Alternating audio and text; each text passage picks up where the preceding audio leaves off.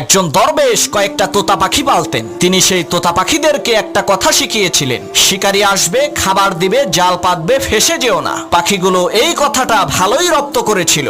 সেই দরবেশের অনেক ছাত্র ছিল।